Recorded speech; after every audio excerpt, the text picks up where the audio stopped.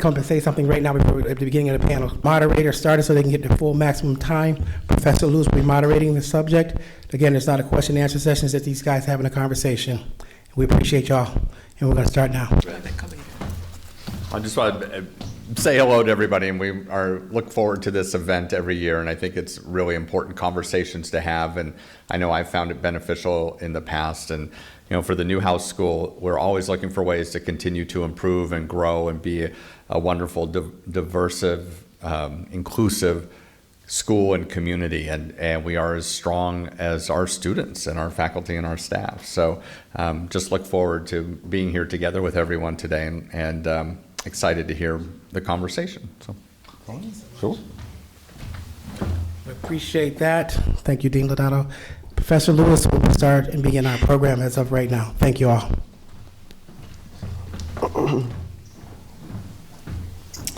Thank you, Vince. As Vince said, I'm Elliot Lewis. I'm a professor of practice and director of the graduate program in broadcast and digital journalism here at the Newhouse School, and the faculty advisor to our SU chapter of the National Association of Black Journalists. So welcome, everyone. As Vince said, this is a conversation among our panelists, so the format is going to be a little bit different from other programs that we often have here in the HERG. So typically there's a point at which we pass the microphone around and have some Q&A and audience interaction. The format that Vince has established for our session here this afternoon is to have a listening session among our panelists. So we won't be going out into the audience for those Oprah-style questions like we often do. However, several of our panelists have indicated a willingness to engage with members of the audience one-on-one after our discussion concludes at 1:30. So perhaps some members of the audience and our panelists would like to engage at that time in a more free-flowing kind of thing with audience members. So let me just start off with a simple question, and we'll just kind of go down the row of those here on the panel. If you could tell us your name, your major, and what was your journey like getting to Newhouse? Good afternoon, everyone. My name is Rashawn Barksdale. I am from Columbus, Ohio. My journey here, I graduated last May from Central State University, May of 2022, receiving my Bachelor of Arts degree in Broadcast and Digital Media. How I got here with the process, my school didn't help me with graduate school. I didn't even think about going to graduate school. I think it was just going about hopping into the work field and working my way up. But with a cumulative of a 387, you can go to any graduate school, hopefully with a discount. So, so I did the research. I saw Syracuse University. I made connections with some of the peers of Sequence 65 in television, radio, and film. And then I had the opportunity to speak to a professor, Bob Thompson. And then I had the opportunity to speak to Professor Schoonmaker, Schoonie as y'all would call him. And so I applied and I got accepted and I'm here. So that is my journey on how I got here. I'm sorry, I suck at public speaking. But my name is Kimora. Well, I go by Kimmy. And I'm from Bronx, New York. I'm not in Newhouse as of yet. I plan on transferring next spring semester. And that's because I'm a transfer student from Morgan State University. My journey was pretty interesting. I dealt with a lot of differences being here as far as like the environment, the academics, and really just trying to like adapt. Mic me up. So how y'all doing? My name is Jordan Pierre. Yeah. I'm currently a senior. I major in broadcast and digital journalism with a minor in entrepreneurship, merger enterprise, and I'm from Brooklyn. My journey to Syracuse was a little bit different. I got accepted into the Higher Education Opportunity Program. Some people abbreviate as HEOP. I was indecisive between coming to Syracuse or to go to Morehouse. Initially, I wanted to go to Morehouse, but I got accepted here for a full ride. And in that process of waiting to see what the financial aid package looked like for Morehouse, I wound up losing the scholarship that I had through the Higher Education Opportunity Program.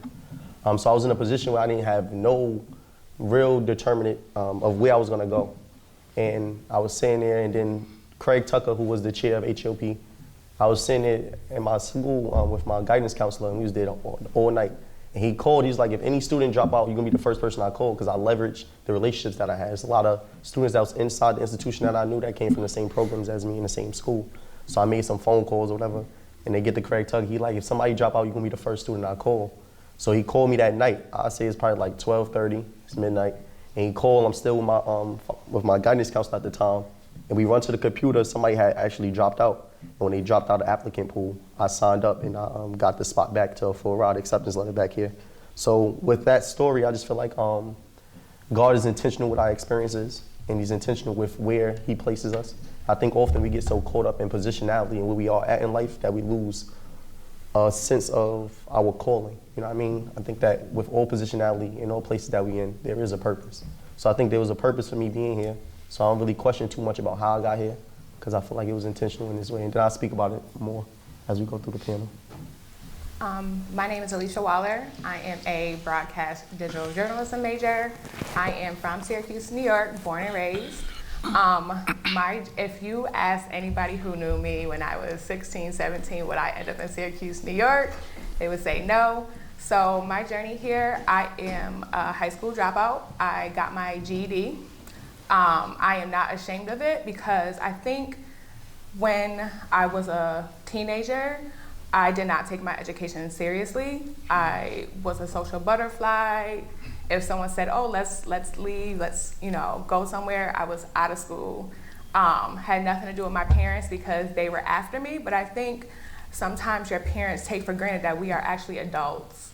And so got my GED, had a son, I have a 9-year-old, and I started in healthcare because it was good money, it supported me and my son. And I was more after like making money, taking trips, buying nice things, that I didn't really take my education seriously until a few years ago. So when COVID happened and I was in healthcare, I was like, I cannot do this. This is a lot. People were dying. It was just a sad time for everybody. And I'm in my department chair at Cayuga, because I'm a transfer, so I went to Cayuga. The department chair, he's a Syracuse alum, he was like, what do you want to do? Do you really want to be a nurse practitioner? Because that's what I wanted to do. And I said no. And he said, well, what do you want to do? And he was like, you're good at public speaking, you're good in front of an audience, I think you would be really good at like news. And I was like, no. How much do they make? But then my mom, she retired. She was spent 40 years in oncology as an oncology nurse. And she would be at Upstate Oncology Center till like 8 o'clock at night. And I'm like, Mom, leave, you're off the clock, your salary, leave. But then that was her passion. So I was like, okay, I need to find my passion. So I found my passion, was a straight A student at Cayuga, and I applied here, and I think I called the person the transfer advisor like every day. I'm like, I'm not gonna get accepted, I just need to go somewhere else.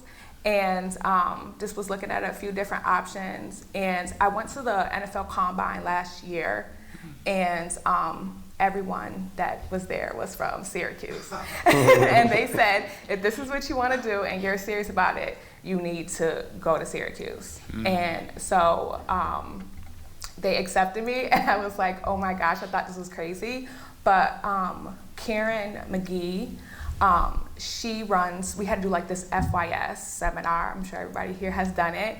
And it was only 7 of us. And she was like, yeah, I'm just having a small group do this FYS Com 100.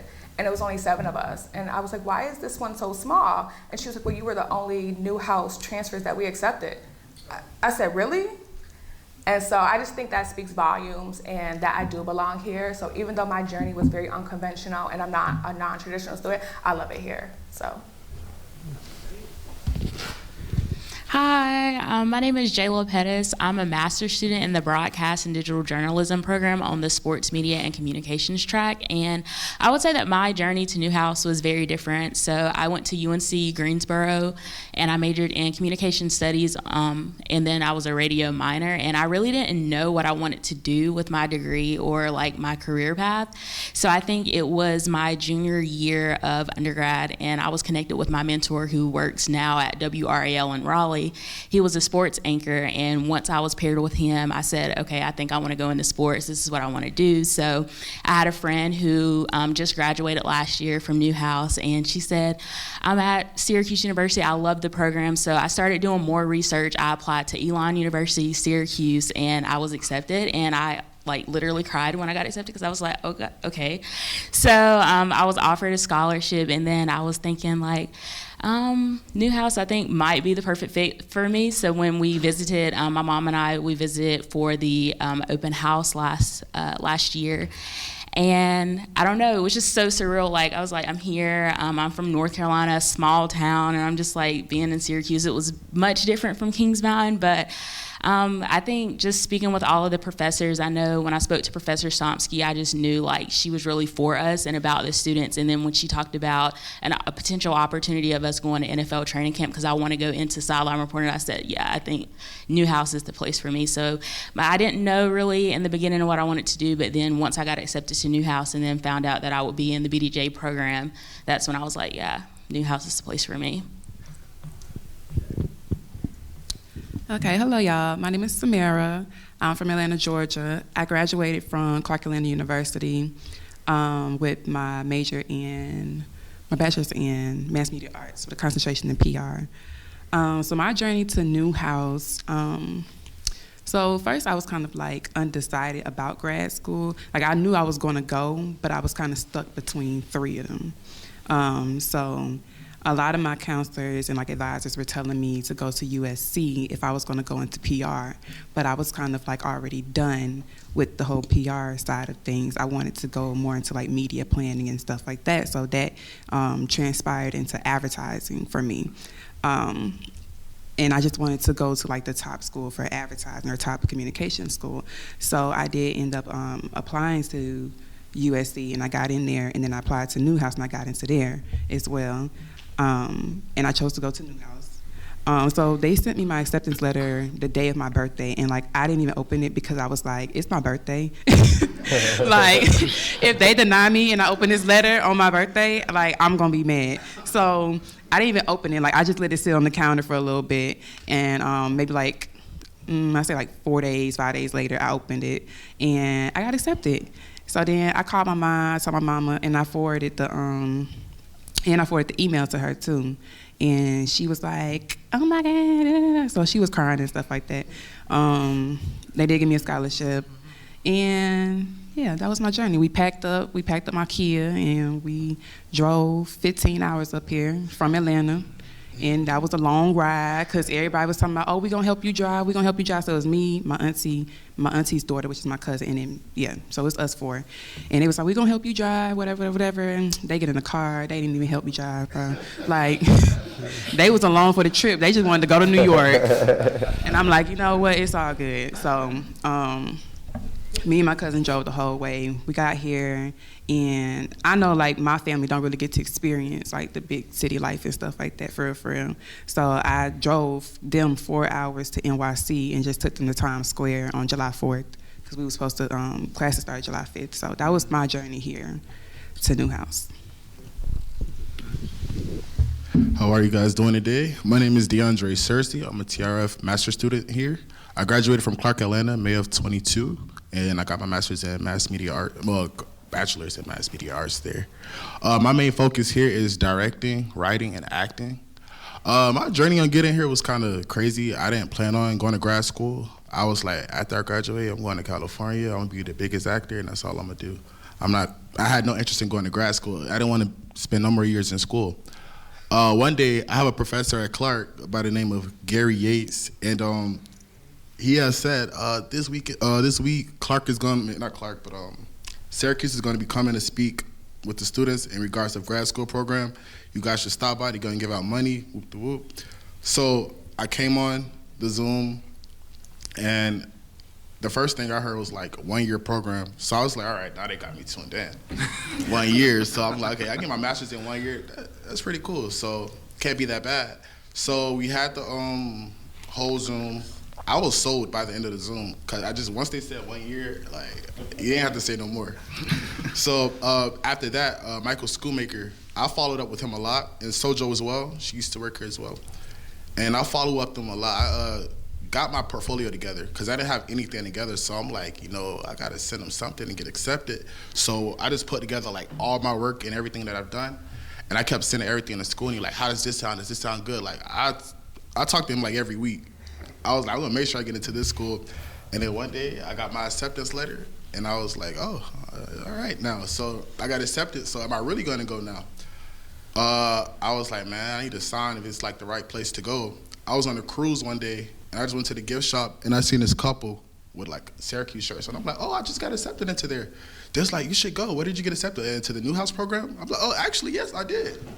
So that was that. And then the day I actually moved here was like hell because I missed 3 flights from Atlanta trying to get to Syracuse. Well, when I ended up getting You were flying Delta, weren't you? Delta, right. It was definitely Delta. It was definitely Delta. but it was a journey getting here. But I would say ever since I've been here, I've loved it. So, yeah. Well, listening to many of you describe your journeys and the sort of unconventional path that you took to get into Syracuse and to get here to Newhouse, I'm kind of reminded that many of us on the faculty here also arrived at Newhouse through an unexpected and an unconventional path. So, it all works out in the end. My next question for you all, and you can respond in any order that you want. What has your student experience been like here at SU and at the Newhouse School? And when I say student experience, both your experience as a student of color and just as a student at this institution, period. What's that been like for you? Well, coming from an HBCU to a PWI is a really, really big jump.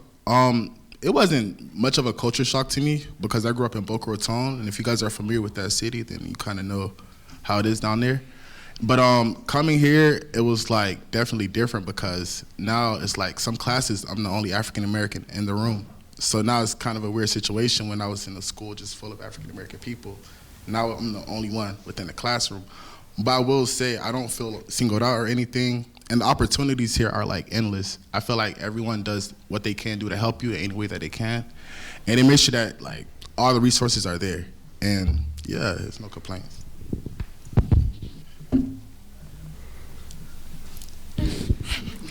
Okay. I would say it's been an experience so far. It's been an experience. Like Jay said, coming from an HBCU, but I always like wondered also, like I kind of questioned myself and kind of questioned like, it was more like of a psychology thing for me, like how does going to a HBCU affect me going to a PWI? Like I wonder if I just pinpoint certain things or I see certain things and then when I speak up on it, like is it because it's a problematic type of thing or is it because it's an actual problem?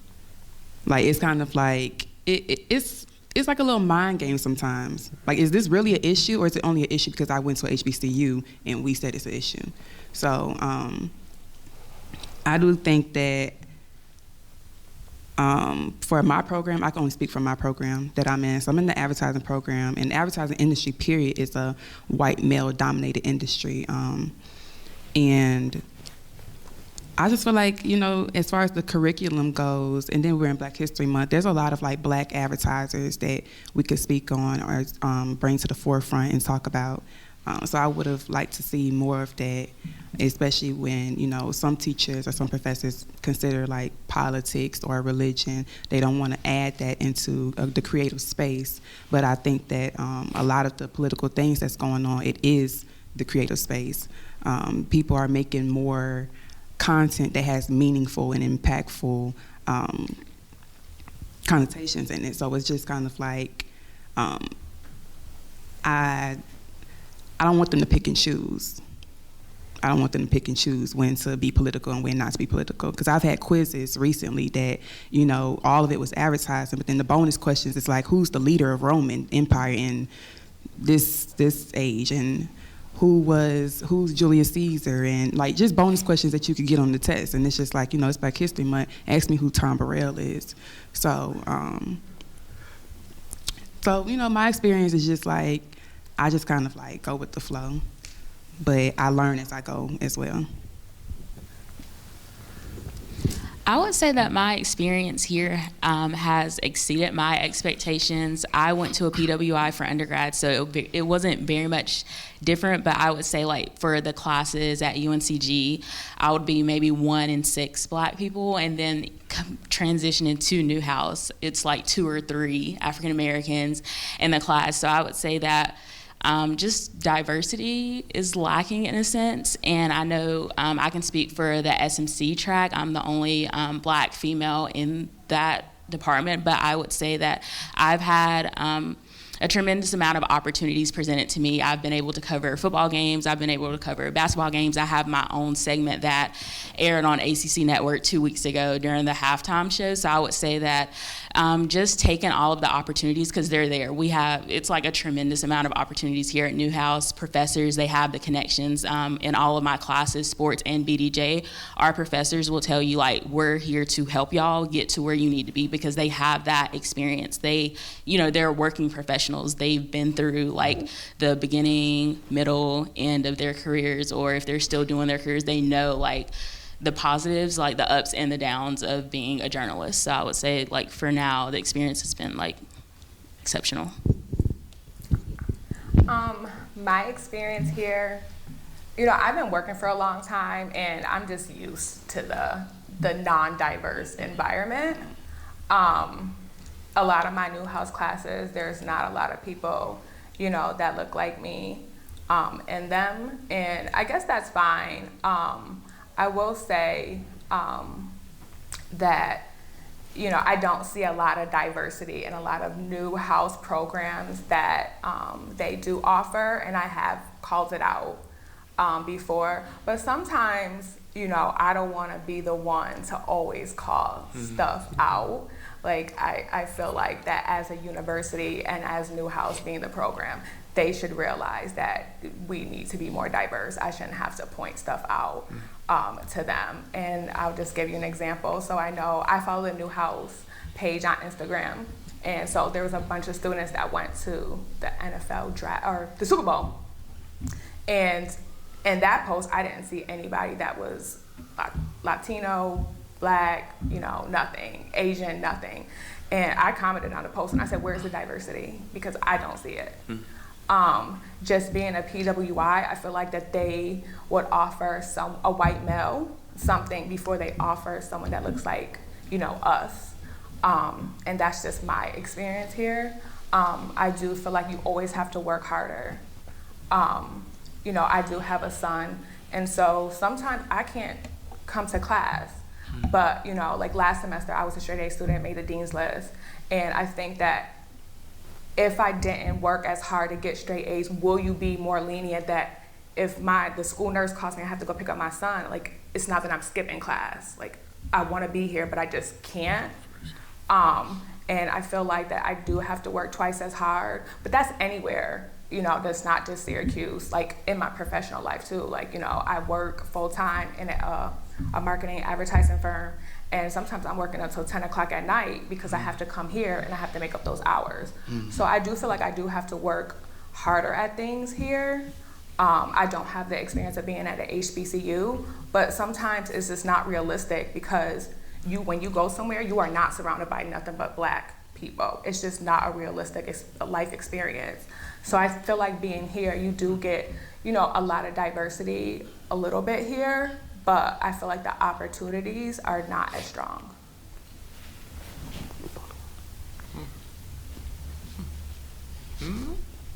While they're deciding which one is going to speak next, Y'all wanna go I just want to jump in and talk about the Super Bowl photo. There was an African American student in BDJ who was part of the Newhouse delegation that went to the Super Bowl. So I don't know where he was on picture day, but just wanted to put that out there for anyone who had questions about that.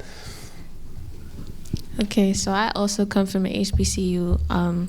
I transferred this spring semester, and I can say that I definitely dealt with culture shock. My entire life, I've gone to school in Harlem in a predominantly Black school. So this is very new to me. It's nothing but like a lot of resources here, opportunities, but I'm not gonna lie, sometimes I do miss my HBCU with the comfort, but I do feel like it was meant for me to be here. I was very determined to get into the journalism field, and I just feel like it comes with time and it comes with patience, but also like I have to remind myself sometimes that like although like I'm different, I have to kind of embrace it in a way. I've had my last name is different as well. My last name is Wong Sing, so I've got a couple reactions to where people look at me like I have like two heads. So like, and people have reacted on it, but I just learned to like embrace the fact that I'm different. It's not easy. Sometimes it is mentally challenging and you question yourself like, you know, like who am I? Like, am I really worth, you know? But it's gonna be easy with time. Me as a student here, well, we have to go back to me in high school. So from the suburbs of Columbus, Ohio, so I'm used to people that's not look like me and still attending to school. Attending to Central State University was a culture shock, but in a good way, because not only I see people who look like me, people who have the same ambition, the same willpower, the same determination to get the job done because they know what they want to do at the end. And then coming up here was a culture shock, but it brought me back to reality. This school year has been very hard. From the beginning, I dealt with a lot of racism, something I'm not really used to. I'm used to stares. I'm used to people looking at me left and right. But literally coming home from work, fall semester, from working at 119, literally a car with 4 white men rolling down the window said that you look funny. And so I'm tired. It's 9 p.m. at night. I'm tired. I had a long day of work, had a long day of school. I just want to go home. And so I asked him again, what did you say? And he said, you look funny. I'm like, okay. And he yelled out, nigga, and then zoomed off. I never dealt with that before. But it was something that took me off guard, but it's like, that's my reality. No matter what I do, no matter how far I come, people still look at me at this title. And so I appreciate my alma mater because we don't have a lot of funding, we don't have a lot of resources, so I had to work with the scraps that I had. I had to build up my work determination and my work ethic to where, because of Central State, I am here. I'm actually making history as we speak. I'm the first out of Central State to make it into Newhouse, and I won't be the last. And I applaud all of the 11 graduate programs, as this year is the most that HBCU students came to the city of Syracuse for Newhouse out of all 11 graduate programs. So shout out to my cohorts. But it still is not enough. And so what I love and I admired about Syracuse is that they are understanding, that they are willing to help you, and the network is amazing. And so now with the content and with my work ethic, now I just gotta polish. I gotta learn how to use a camera. I have to learn how to use audio. Shout out to Vince and Liz with the cage. So when I know how to do that, it's over. I'm taking over the game. And so I appreciate coming here because even though I went through adversity, my story is going to be amazing for the future, and the future is the next generation to come. And hopefully it won't be a small percentage of African American or of color, it will be more. after we are gone? Yeah, the reason why I went last, only because I'm the only undergraduate up here, meaning I've been here for 4 years. Everybody else been here for like a year or two. You undergrad as well? Okay. How long you been? This is my first year. First year, yeah. So I've been here for 4 years, you know what I mean? So my experience is a little bit different. First, I'll say, I never really questioned too much of my color or my skin, because we didn't choose to be black, you know what I mean? But we do have a choice to cherish it. So I always found it to be a beauty of being a minority in certain spaces, and understand that we are a representation of more than just ourselves, but a community of young black men and women who look just like us, right? When I first got in, I remember I wanted to amplify the culture a little bit more. Like, I wanted to wear a do-rag outside, I wanted to put on some Timbs, just to show that I wasn't assimilating. Like, you asked the question earlier about the difference between assimilation and evolution, right? So you should always want to seek to evolve and to grow as a person. That's a part of life. But you're never going to seek to assimilate, meaning to lose a part of your identity in order to fit in. I ain't never do that, you know what I mean? So now you're going to see me more in suits, because growing up, I haven't seen too many men that look like me wear certain attire outside of graduations, funerals, proms, and the court. So I wanted to show young men, and we made it a thing within my fraternity, Alpha Phi Fraternity Incorporated, is that on Tuesdays, we're going to do Professional Tuesdays. But the why behind it is to show young men that you don't only have to dress up in professional attire to go to certain places. Like, the only time you're going to see me dressed up ain't going to just be for court. You're not going to only see me in a suit to go to a graduation. You know what I mean? So I wanted to change the narrative to which you see us portray ourselves. I came in during a time also during Not Again SU, which was a time where we was protesting against some of the racially motivated events that was occurring on campus. What I come to notice, you said in the email, Vince, was like, there's a lot of things or a lot of people that advocated for the things that we have now, and there's gonna be things that we advocate today that we're not gonna be here long enough to foresee. You get me? And I think that's the beauty of it. To have this space today, Syracuse 1870 is founded, right? And you saying this is the 4th time you did this, had a panel of black people in Newhouse. That's sad. Because, right, of SU, you get me? So it's like, we making progression, but it takes that person to be the pioneer, to be that trailblazer, to make certain spaces and things like that. So I think it's been a beauty to be in a minority in this space, because I understand I'm a trailblazer for many things. But what I will say is, like, you gotta maximize the opportunities that Syracuse do provide. You know what I mean? It's like we gotta do our part as well. There is many opportunities and resources at our disposal, meaning that we can have access to it. One thing I credit myself on is networking, relationships, and community. Your community don't always have to look like you. I do come from a predominantly black space, but my community of people don't always look like me. Like, I just came from your office, and I was asking them, like, there's certain students that, of course, have prior knowledge, and their parents have been in the entertainment field and in media, so they have a certain amount of prior knowledge to how to occupy the space prior to us. I'm a first-generation student, and with that, I wanted to speak at our graduation, right? And I'm like, I'm gonna go to Dean Liddell, I wanna see if you can make an opportunity or a space for somebody to speak that ain't necessarily the student marshal. You know what I mean? Because they have to build a portfolio and meet all these criteria that when you're a first-generation student, you don't come in equipped with that knowledge of this is what needs to be done. I never even knew we had a student marshal until I went to the ESF graduation and I seen a black student marshal. That's when I recognized it because it was a black student. I'm like, what's that? I want to do that. You know, I like that platform. So I went to him, I'm like, yo, is there any opportunities that y'all have for people outside of student marshal that can speak?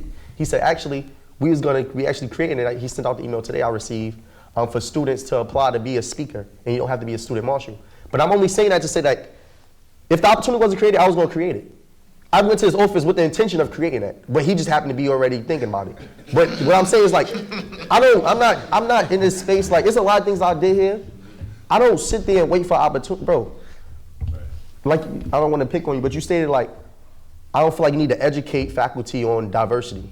But if we don't advocate for ourselves, you leave it up to other people to tell our story and our narratives. You know what I mean? One thing I do say is, like, you got to be intentional not only with the images that we portray, but the message that we normalize. Because in the day and age with social media, and media has become the main platform which we become to take in information, a lot of people formulate preconceived notions on who people are based on what they see through media, not through interaction. You get me? So if nobody else advocating, I'm gonna be advocating. I go to every office. I don't think there's no faculty of a high status on this campus, definitely at Newhouse, that don't know me. I know everybody, there's no way. So I'm getting it done. Dean Liddell. You know what I mean? Fake, I wanted to say I want to speak at the graduation, but I had to ask opportunity, like, let's create a platform. But he already had it going, so okay, bet. I was an orientation leader. They never had a black celebration fete where I brought all the black and brown student organizations onto the women's field during the beginning of the year, and it became an event during Syracuse Welcome Week. I never seen it, so I made it happen. It's like, bro, I like P. Diddy, right? We call him Puff, different names, you know what I mean? But I call him P. Diddy. He say, whatever you want, I'm gonna get. And that's what I live by. It's like, yo, if I want it, bro, it gotta happen. It's no way in my mind, this is what I wanna get done and it's not gonna happen. You know what I mean? Because there's a lot of things that Syracuse is good for, but there's certain things that we do have to create for ourselves. And then like today, it's the 30 things I could be doing besides being on the panel. But what I was saying is that being here today, I'm always gonna make time for building a blueprint for those coming after me. You know what I mean? Because that's the importance of it. It's like somebody else we gotta pass the baton down to. So like these spaces, advocacy that we're doing is not really for us because I'm not gonna be here long enough to see everything I'm advocating for. But I'm gonna be able to see it happening after I graduate, and that's the beauty of it. You get me? So one thing that I do like about my experience being here for sure is like study abroad. I went to London, I went to Florence this past summer. There's no one in my family that ever left the country. You get me? There's people in my community that don't leave the block. They don't leave the neighborhood. Nonetheless, leave the country. So to even gain the exposure to life outside of what I come to normalize was like was an eye opener, right? I say there's two forms of incarceration. One is being a victim, is being incarcerated, of course, behind bars, but the second one is to be a victim of limited exposure. And I think many of us fall to that form of incarceration where we have limited exposure to life outside the one we grew up in. So like Syracuse afforded me the opportunity to go study abroad for free. And then there was a time, HELP, they covered the expense, but then I reached out to a mentor to cover the balance, and he did it. You get me? And he was part of Our Time Has Come, which is another program I'm part of. But what I'm saying is like, there's always gonna be things a part of every institution, because this is not a predominantly black institution, not an HBCU, historically black institution, or college. But it is a space that is trying to attempt to become more diverse. So it's gonna take things for us to advocate for, because we all have blind spots. There's certain things of our experiences that a white man or white woman, those that identify outside of ours can't pick up on. You know what I mean? So it's important that we vocalize it. We have those conversations and dialogue, create spaces like this for us to speak upon things that's gonna go to the blind spot of others. You get me? So my main point is that, yes, there's gonna be some hardships and obstacles that we face as students of color within the institution, but there's also many ways and spaces and opportunities for us to create. You know what I mean? So that's the beauty of being here. So my experience has been of mixed emotions, roller coaster. Times I wanted to, you know what I mean, I wanted to transfer. But there's a lot of things I did here, I'm like, I ain't gonna lie, I turned up. And I've been chilling for the last 2 months. But I'm gonna pick it back up, you know what I mean? I've been chilling, but I'm gonna get it back. And the last thing I'm gonna say is like, being students of color, it's not the curriculum itself that makes it a hard experience, or it's not the curriculum that makes Syracuse rigorous for us. It's first balancing being a person of color in America while still trying to be academically efficient. You get me? Because we just had, Tyree Nichols, he just got killed. For me, psychologically, it has an impact seeing my people dying on media, because they only portray a certain narrative of us. And when you portray or victimize a certain community, you start to condition them to have a mindset of captivity. We don't see positive portrayal of black people. We're not reaffirmed in our capabilities. So like even today, having this recorded is important for people that come in after us to see that they have some form of existence within this space. You get me? So all I want to say is, yeah, it's the beauty of being black. You got to have a certain type of pride, navigate this space, but also to create spaces and always be willing to network and build a sense of community in order to get your vision done. So there is one of the questions on this list of suggested questions that Vince gave me that I'm somewhat hesitant to ask, because it utilizes a term that I don't particularly like, and that is the term microaggression. There's a reason why I don't like this term. First, some of the aggressions, such as the one you spoke of, don't sound so micro. The other reason I don't like this term is because I believe, right, personal opinion, that this is an over-intellectually way of describing something that is very visceral and very heartfelt. You know, when I was in college, we experienced microaggressions all the time, but we didn't have some fancy academic word for them. We called them what they were: crazy racist shit white people do. Okay? And sometimes I wonder if this term is a way of somehow removing the emotion from something that at its heart is very visceral, right? Similar to the way I often hear white historians talk about slavery as a peculiar institution. Peculiar. Out of all the adjectives in the English language, that's the one you're using to describe the institution of slavery. Peculiar, it's a bit peculiar. Yes, it is a bit odd, isn't it? Really? Right, so are we doing the same with this term microaggression? But that seems to be the word that's used nowadays, right? So to what extent have you experienced that phenomenon in your time here at Syracuse?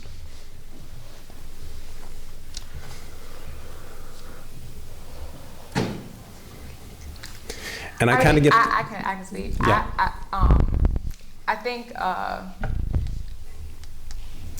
I think sometimes when you use like the term microaggression, people really don't know that they're offending you without like, you know, so I use that term loosely because either you are trying to be racist or you're not, right? So I now that it has a fancy word, like, you know, I graduated a long time ago or got my GED a long time ago. So I think shout out to Gen Z because they're more woke than we ever were, you know, so they will point out like you're being racist.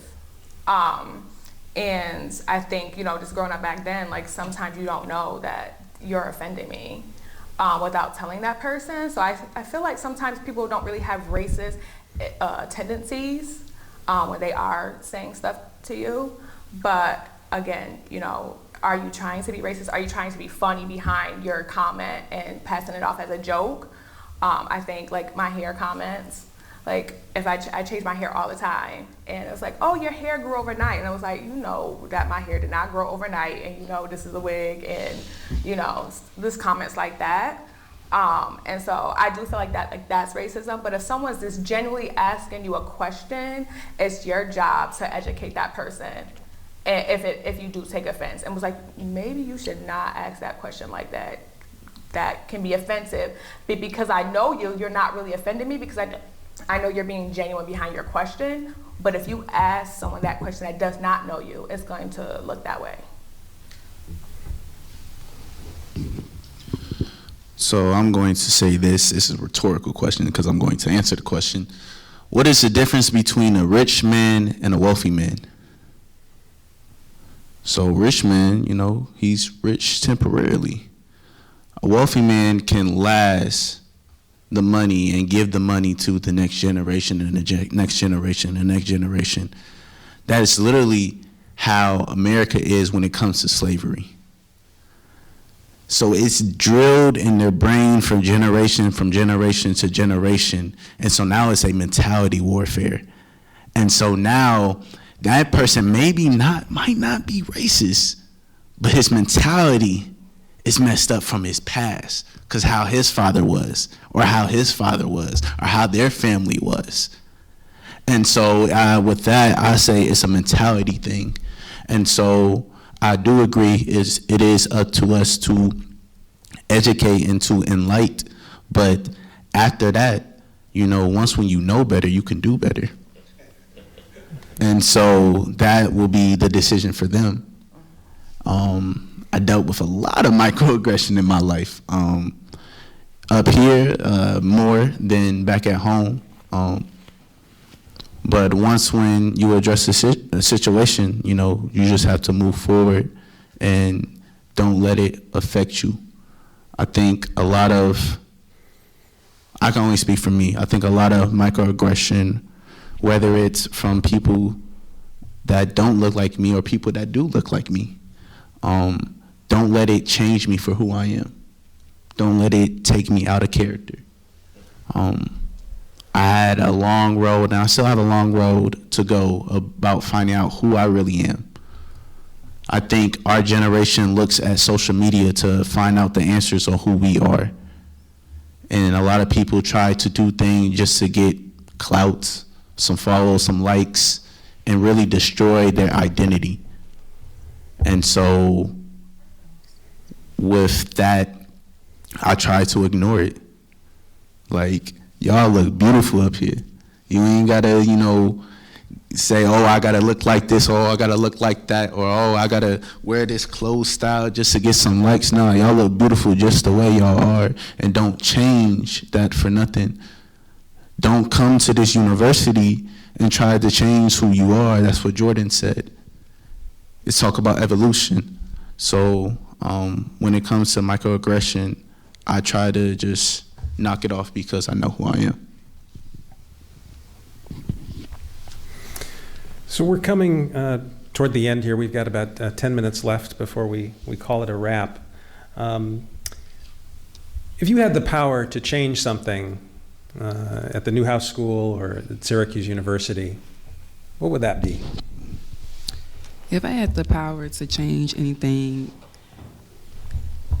at Newhouse, again, I can only speak from my experience. I'm in the advertising program. I think it kind of ties back to what Jordan was saying about the portrayal and images of African American and people of color in the media, and also back to what he was saying about not just talking about it, but really being about it and creating those opportunities. So my way of being about it is being proactive and taking the steps that I need to take to see what I want to see, and that was going into advertising. So a lot of it, some people, they say like the eyes is the window to the soul. And I also feel like when we see images over and over and over and over and over and over, it's ingrained and it's beat into your head pretty much that this is what it is. So I just feel like it was my duty to go into advertising and change the images and change some of the commercials and change some of the movies and change some of the way that even products were being marketed to our community, whether it's perms being marketed to our community, whether it's anything. So I would change some of the curriculum. Some of the inclusive, I want it to be more inclusive, that's all. Like, I just want it to be more inclusive. I would like to see more black advertisers being talked about, because Tom Perrell, like, he pretty much ran the 90s. Steve Stout, he's at Translation. He has, like, one of the top advertising companies. And he doesn't just work with black people, they work with all kinds of people. But, like the McDonald's campaign, McDonald's as a corporation, they didn't even know how to market to our community. And I'm not saying they should, because I personally don't think it's even healthy. But, you know, they had to outsource a black advertiser because they wanted his opinion and his viewpoint on how would you do this, how would you do that, how would this, you feel what I'm saying? So no matter whether it's McDonald's, Walmart, Whole Foods, whoever it is, I just feel like it's my duty to advertise the correct things and the correct images. I would say for me, if I could change anything, it would be to make more scholarship opportunities available to people of color, because for me, between the two schools, Newhouse offered me the most money, and I knew that it's the #1 school in the country for broadcast and digital journalism, and like this is the place that I needed to be. And I also believe in being the change you want to see.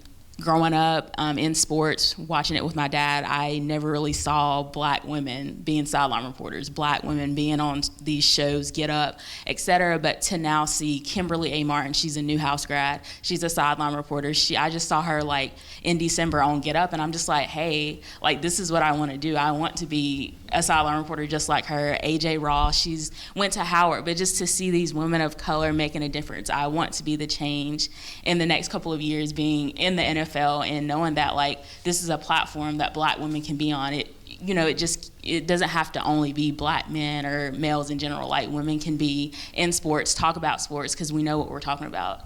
And I think that Newhouse afforded me an opportunity because of that scholarship to say like I'm a black woman in the sports element and in Newhouse sports in general.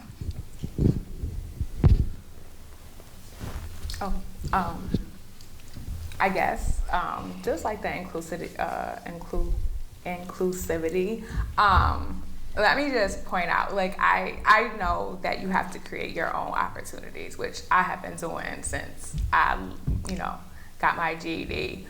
But you shouldn't have to. Like you should, but you really shouldn't have to. If you have people that surround, it takes a village. I believe in that. I am wholeheartedly on that. I'm a single mom, and I don't just raise my son by myself. It truly takes a village. And I just feel like, you shouldn't have to advocate for the things that you should have to advocate, but if you have people that are surrounding you, it's like, well, what are you around me for if you are not gonna help me and help me grow, then I don't need you around me. So I just wanted to just clear that up, because you should advocate for yourself. You should always advocate for yourself. But if you are paying an institution $70,000, you should not have to try that hard. And that's just my own personal feelings on that. But I would just mimic what you said, is just like the more scholarship and opportunities, because Newhouse is so expensive. And, I did owe a balance to Newhouse, and, I kind of had to just cry and like really just beg for this money. And, at first the only thing that they offered me was like, take out a private loan. And I'm like, take out a private, I have rent, I have NIMO, I have, being a non-traditional student is really hard because you don't realize the bills that I have, and I just think that there's more scholarship opportunities and money for people to come here, because it's so expensive, and, you may not have other options to come here, and you may look at a different school, which is what I was going to do. But again, just the more opportunities. Definitely inclusion. I definitely would love to have Syracuse go to more HBCUs. Syracuse didn't come to Central State, I can, y'all. But y'all went to Clark, I feel like, there are a lot of people like us with the work ethic, with the drive, with the creativity, with the great content at the HBCUs. Definitely, I would say attend, just recruit more at these other institutions.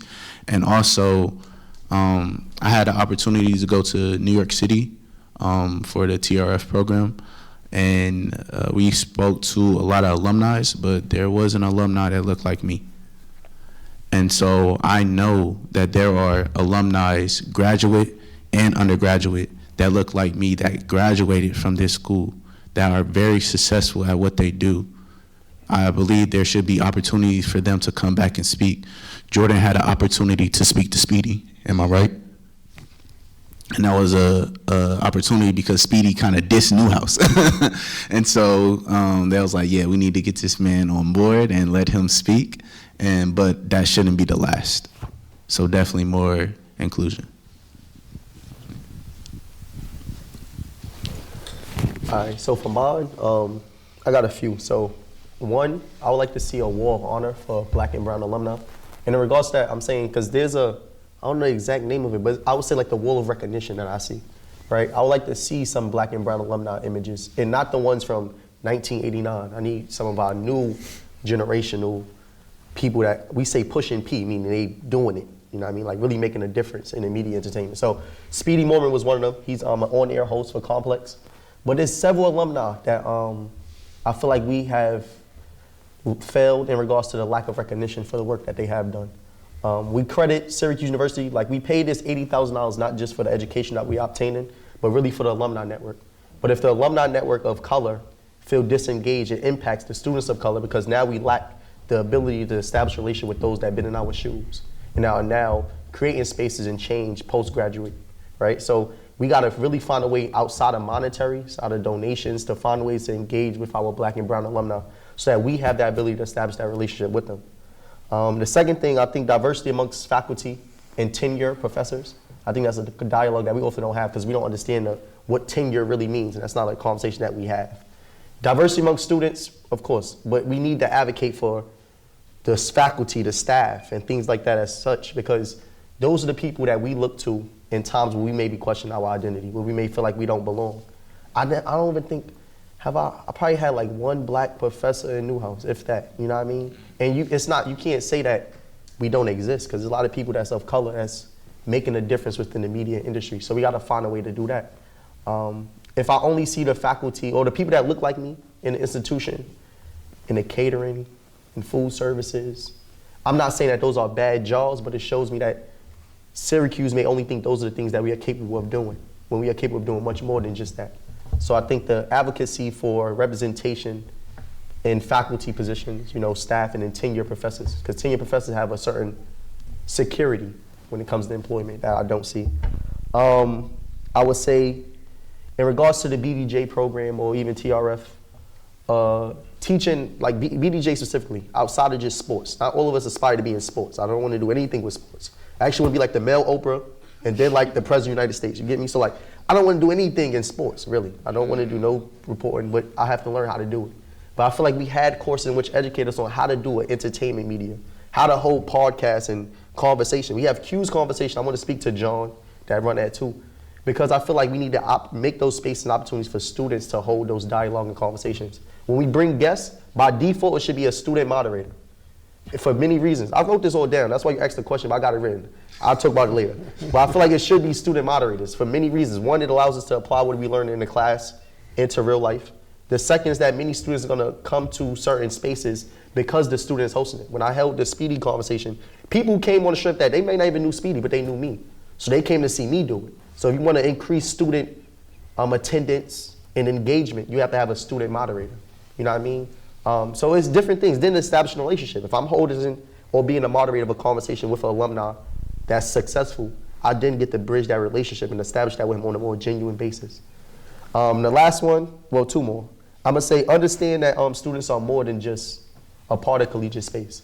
I think that's across the board. I feel like one of my hardest things to do in class is managing my life while being a student, right? And I think professors lack the ability to understand that we are more than just in your class. There's a lot of things that I do outside of class. Like, come to understand that a student is more than just BDJ. You get me? I'm a part of fraternities. We are a part of movements. We are trying to ensure that everybody that come here feel like they belong. So I have to make time and allocate it to more than just a class itself. You get me? Like this panel itself. Right now, I could be doing an assignment. I can't tell my professor, yo, I'm gonna be late tonight on this submission because I had to go speak to the panelists to make sure everybody that looked like me felt motivated to come. You get me? But that's things that I do. So you gotta understand your student is much more than just a collegiate student itself. And the last one, I think this is for all of us, just never to succumb to silence.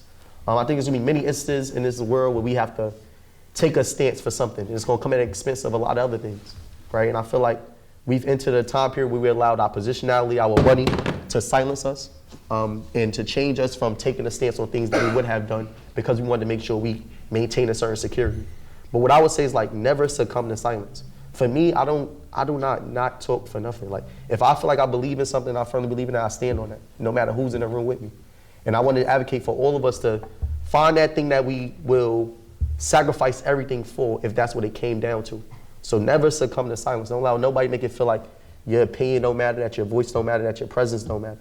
You know what I mean? So I want to make sure you just never succumb to silence and never forget the end goal and why we in these certain spaces, why we occupy these spaces that we do. And just like an outstanding BDJ major, Jordan ended on time. Thank you all for the conversation. Thank you all for coming.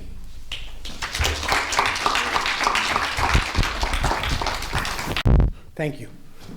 Oh, well, excuse me.